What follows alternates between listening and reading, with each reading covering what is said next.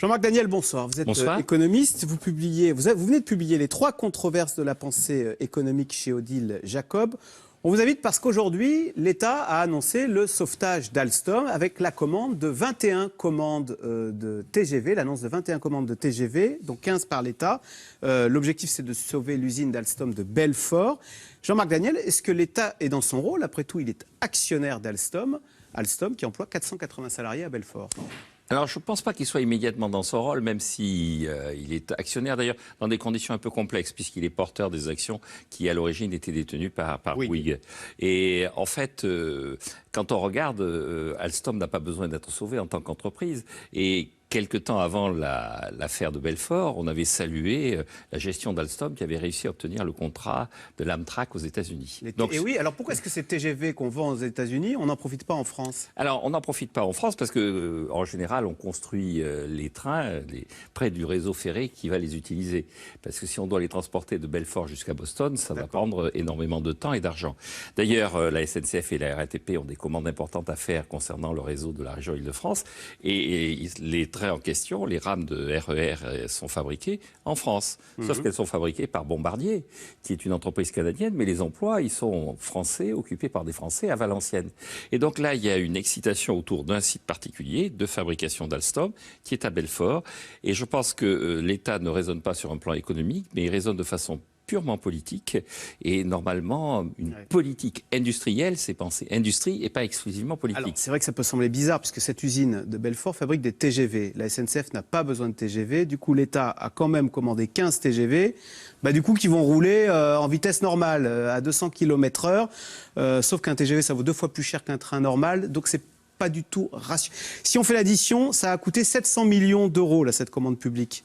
Oui, on est dans une situation dont on mesure l'aberration intellectuelle. Afficher qu'on va faire rouler des TGV sur le réseau normal à des vitesses qui sont des vitesses 200 km/h. Oui, très largement inférieures à celles du TGV, ça montre bien que ce n'est pas l'outil. C'est-à-dire qu'on répond de façon purement politique à un problème qui est un problème de nature technique et qui aurait pu être résolu d'une autre façon.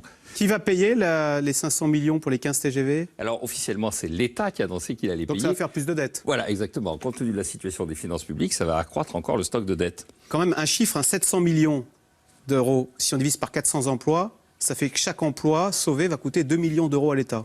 C'est beaucoup, non? Oui, c'est énorme. C'est plus que le coût de l'embauche d'un fonctionnaire.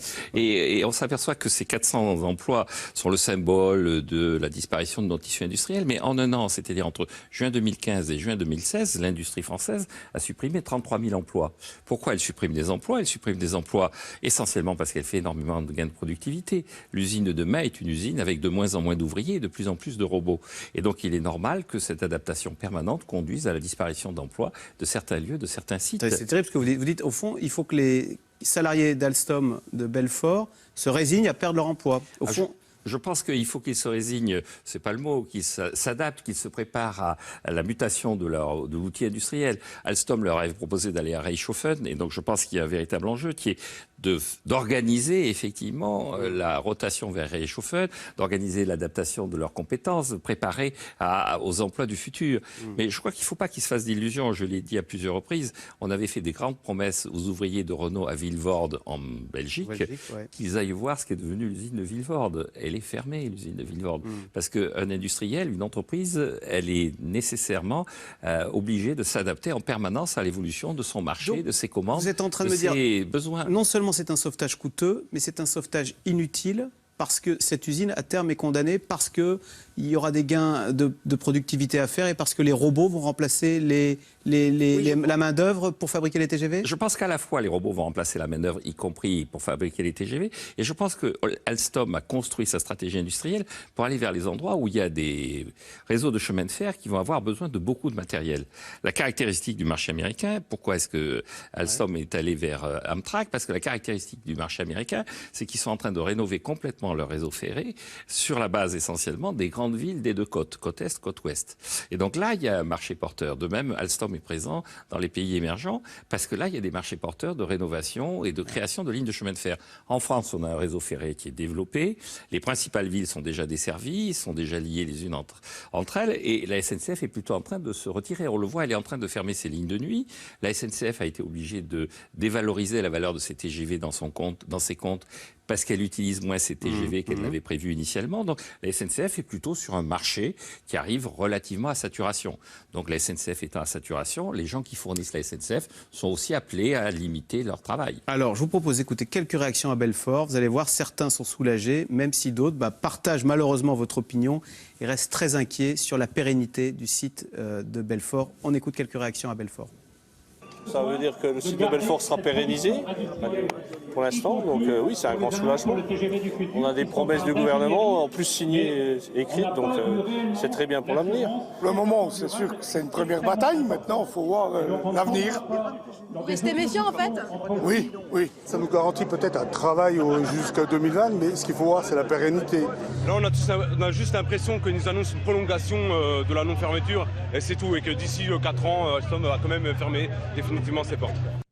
Pourquoi est-ce que Manuel Valls est intervenu sur ce dossier avec cette phrase dimanche? Il a dit « Mardi, nous sauverons l'usine d'Alstom de Belfort ».